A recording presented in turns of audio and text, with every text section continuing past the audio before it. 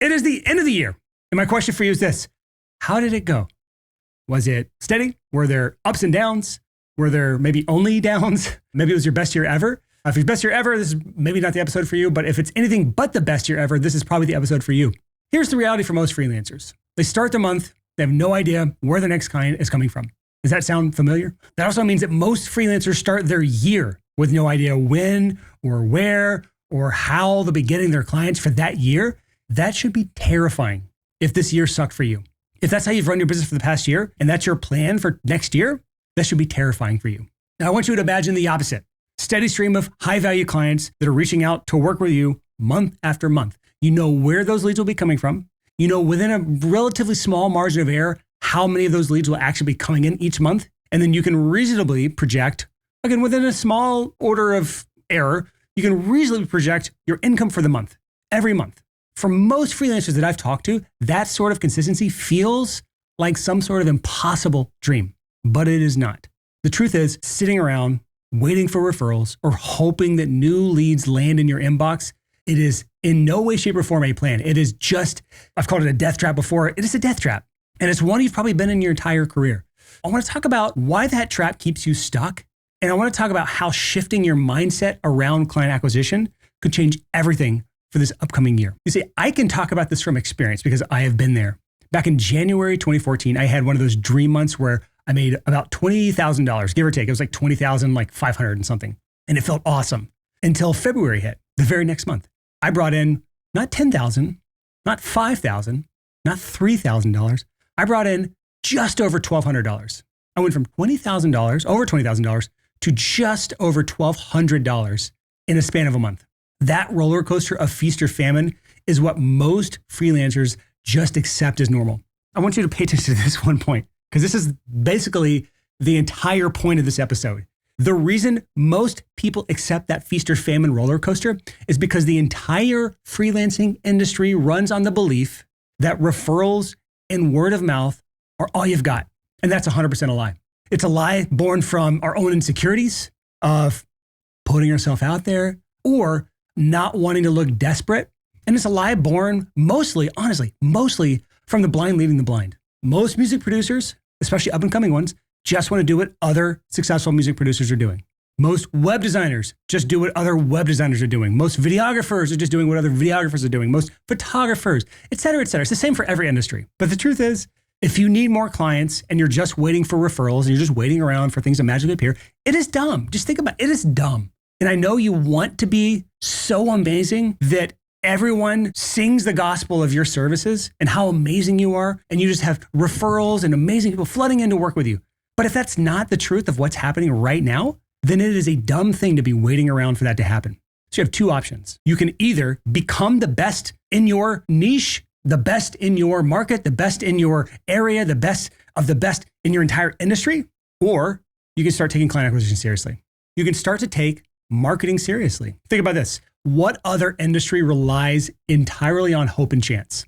Imagine a software company launches some brand new product, a SaaS company, in other words, software as a service. I like comparing freelancers to software as a service because in a software as a service company, it is simply a service being performed by a software. And in a freelance world, it is a service being performed by a human. So there's a lot of similarities between the two business models. In a software as a service world, if they just launched a product, gathered funding from investors, built the product, launched the product with absolutely no ads, no outreach, no promotion, no partners, no strategy, just thinking that, hey, we built an amazing product, people are going to find it, and they're going to refer so many people to us, and we're going to just explode in growth. That company would eventually run out of money. They'd run out of money well before they ever reached a critical mass. And yet this is the exact same strategy that freelancers use. And here's the biggest reason why the SaaS companies don't do that. It's because they have investors and they have board members. And those people are very sophisticated, very smart. They're not going to let their company do dumb things. We're freelancers.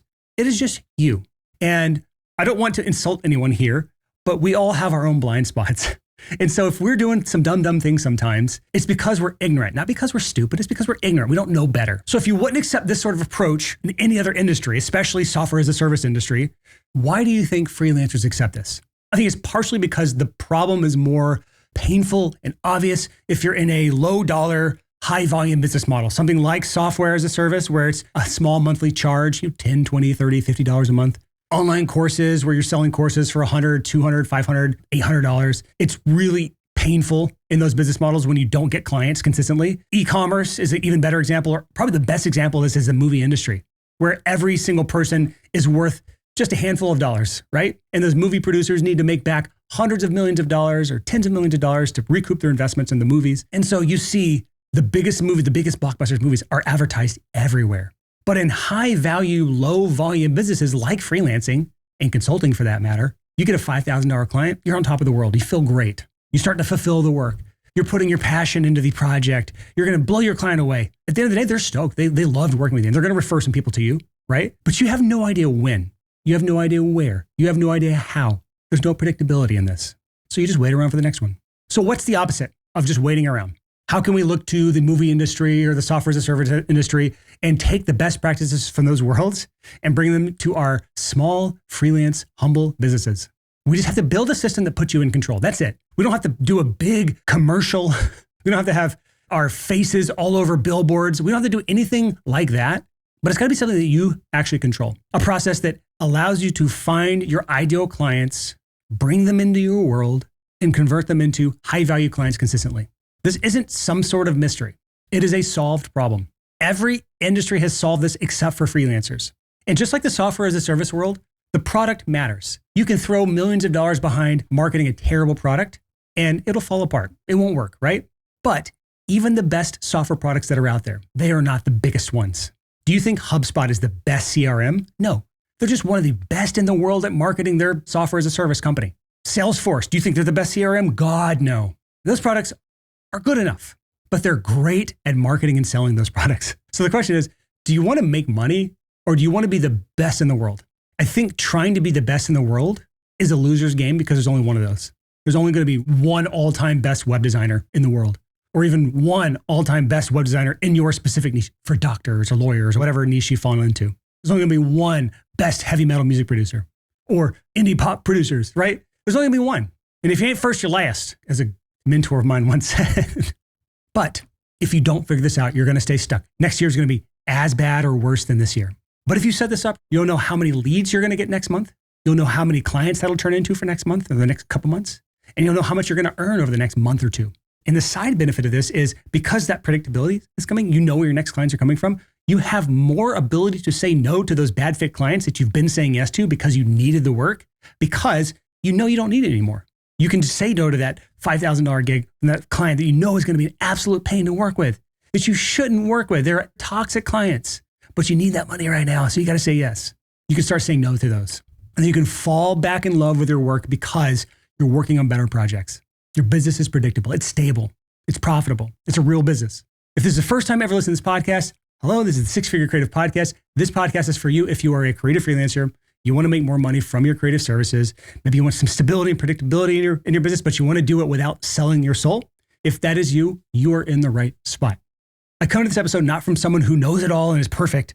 I have been right there. I've fallen into the same exact traps.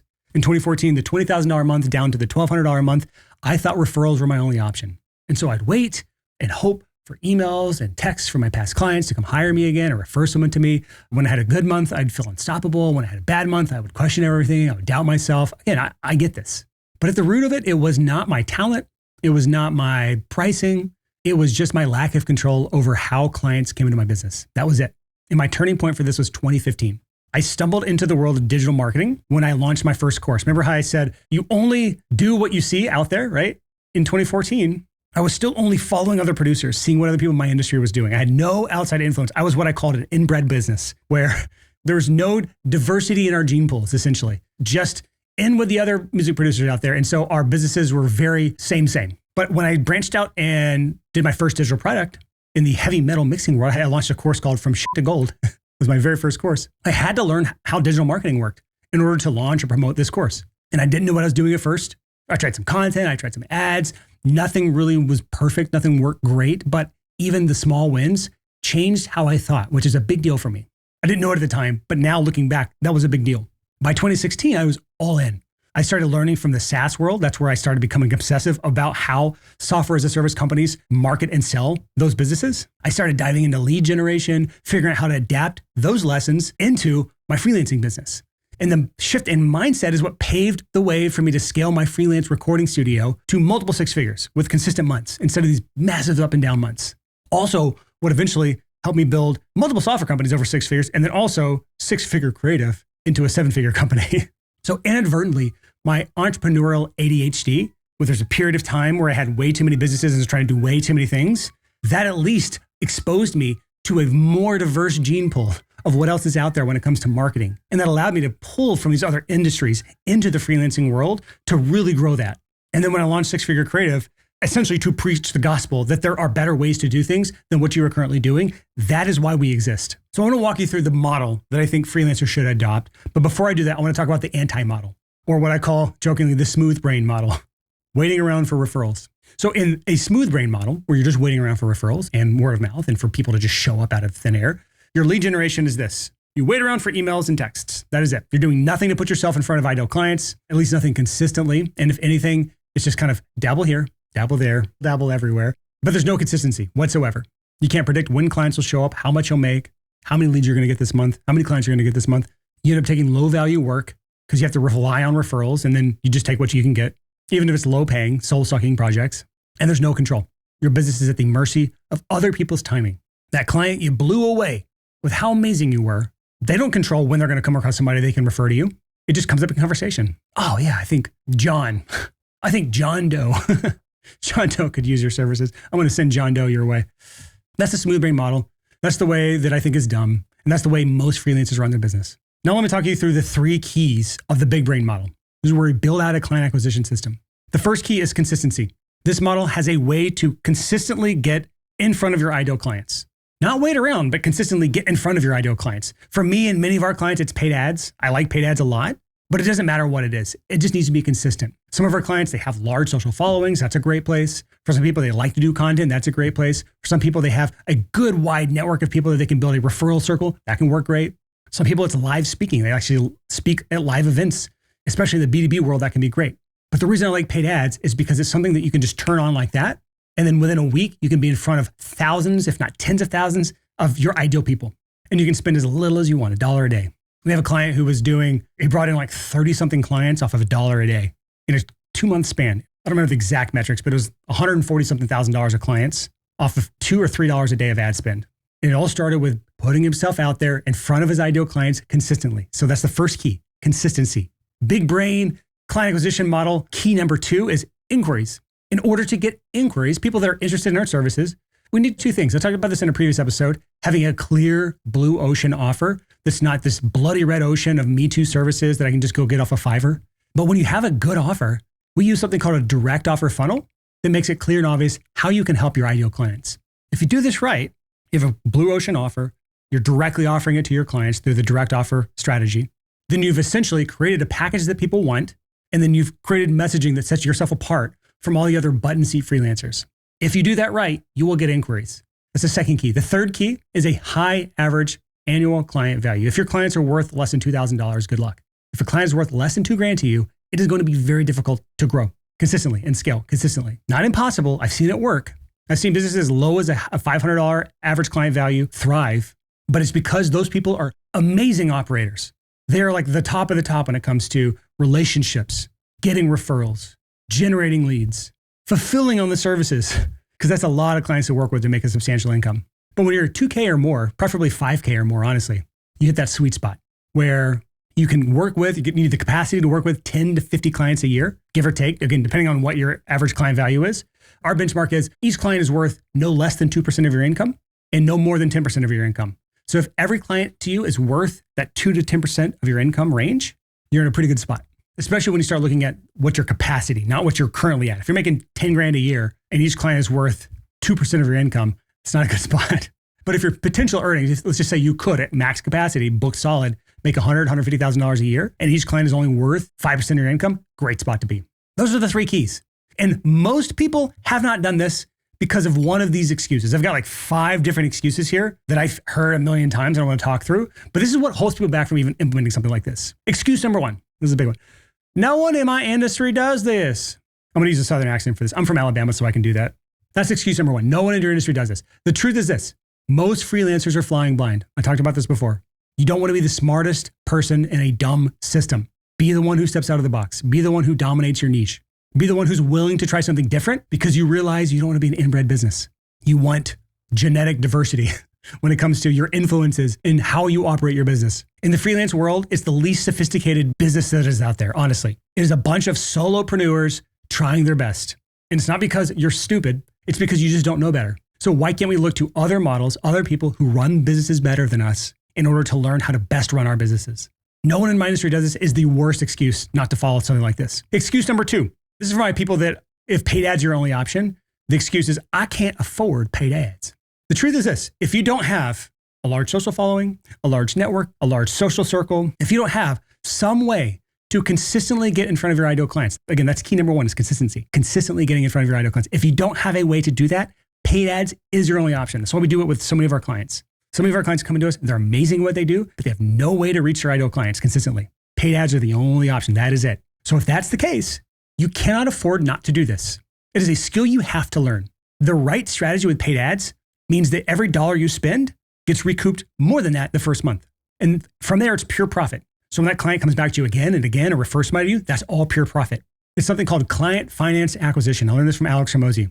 I have an Amex card for this. I get tons of flyer miles. I have over 1 million Amex credit card points right now because I spend money on ads in 1 month. Within that first month, I have made more than that money back. I pay my credit card off at the end of the month with the profits from the money I spent. And those clients continue to generate revenue for us long after that. The same in every freelance business that I've seen. If your client value is high enough, you can run paid ads. If your service is good, your offer is good, you're in a blue ocean, the model can work and you can't afford not to.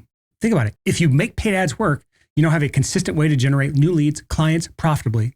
If you can't make them work, then where do you go? You go back to what you were doing before, which is not working, which means maybe this isn't the right work for you.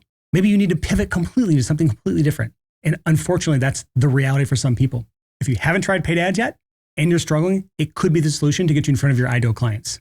Excuse number 3. This wouldn't work in my industry, my very specific niche, snowflake industry. Here's the truth. It will work and it has. There is no universe that exists that putting yourself in front of their ideal clients with a good offer and proper messaging doesn't work. Think about that. If you have a good offer, good messaging, and you're put consistently in front of your ideal clients, how do you not get clients from that? People need your services. Right now, there's people out there that need your services. Some people know they need it and they're searching actively. Some people need it and they don't know quite yet or they haven't admitted to themselves and they're not quite searching yet. Some people need your services and they haven't even thought about it. They don't even know that they need your services. And some people don't need your services yet, but they will soon. All those people with the right offer, the right messaging, the right targeting can be your client, or at least some of those people. If your clients are human beings, this will work. Excuse number 4.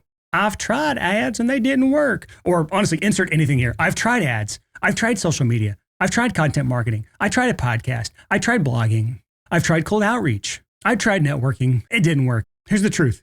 You either dabbled in whatever the thing was, ads in this case is kind of what I'm talking about here, because that's the thing that most people can utilize.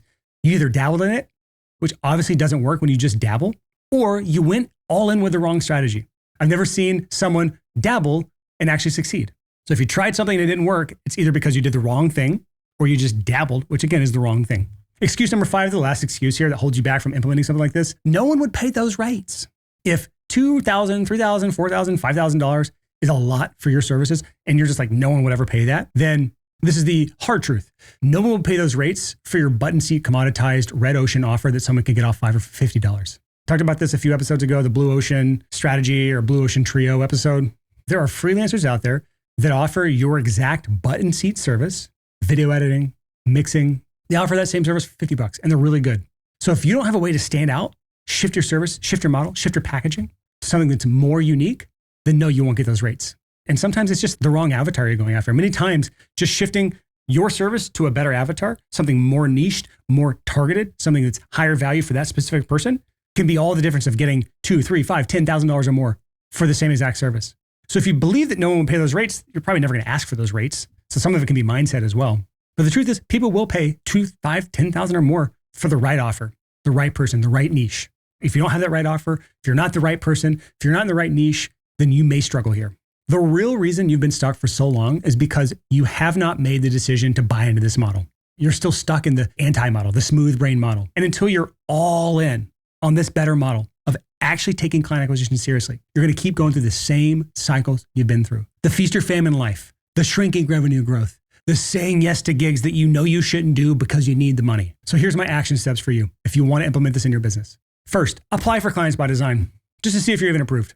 This is what we walk people through, is implementing this. And we won't even approve you if we don't think this model will work for you. There's certain industries that we just know this won't work in. If you're a photographer in the luxury fashion industry, if you're a videographer in the TV or film industry that just does TV shows and film stuff, we can't help with that. It's a different model. But in most cases, the model works in your industry. And again, we won't approve you if it doesn't. The two reasons we reject people the most in this program is because either the model won't work or you're bad at what you do. The product is bad. And you don't have to be the best in the world, but you got to be good enough, right? So just apply for clients by design. I'll give you a link for that in a second. The second thing is have a conversation with someone on my team. We will walk you through how this applies to your situation. We will see if it actually works for you. We will help you answer any questions that you have about it, any doubts you have. Talk to a real human and see if we can help. The third thing is move forward with us and get your strategy roadmap created. This is your customized strategy that is created based on your business. Everything that needs to be fixed, everything that needs to be built, everything needs to be changed in your business, along with the milestones and metrics to reach the goals that you have for yourself. And we create this and we pitch it to you. Make a full 45, 60-minute video. Depends on how long and how much stuff we've got to do together. But we essentially pitch this to you. We create a pitch video, we send you the document, and we talk you through every single element of it. And you can either reject it and we fully refund you, and we just part ways, fully refund, you go on your merry way. You said this isn't for you. 2, you can ask questions, clarifications, ask for revisions, anything. Or 3, you can approve it. And we start helping you one-on-one on implementing this and building the big brain model in your business. And then number 4, we will work with you until you no longer need us. Everything's month to month. You just cancel anytime. All along the way, we give you templates, funnels, software, worksheets, all pre-built out for you. We give you a $500 test budget for ads so you can learn on our dime versus yours. We give you daily help on anything you're working on. And we have the ROI guarantee, where if this doesn't at least get you $10,000 of new clients, we will work for you for free until you do. That's the 4 action steps. Or you can just keep doing what you've been doing and getting the same results you've been getting. And if this is the best year you've ever had, maybe that's okay. But I'm talking to people that this was not a good year for you, or you didn't hit the goals you had, or you went down and you want next year to be different. If that is you, just go to sixfigurecreative.com/coaching. There's a short video on the page. I think it's 6 or 7 minutes. Talk you through some more details if you want. And there's also an application that you can start on that page. That's the first place to go. Just go sixfigurecreative.com/coaching. Watch the video, fill that out, see if it's a good fit, and we can get you implementing this model in your business ASAP. That is all I got for you this week. See you next week on the 6 Figure Creative Podcast.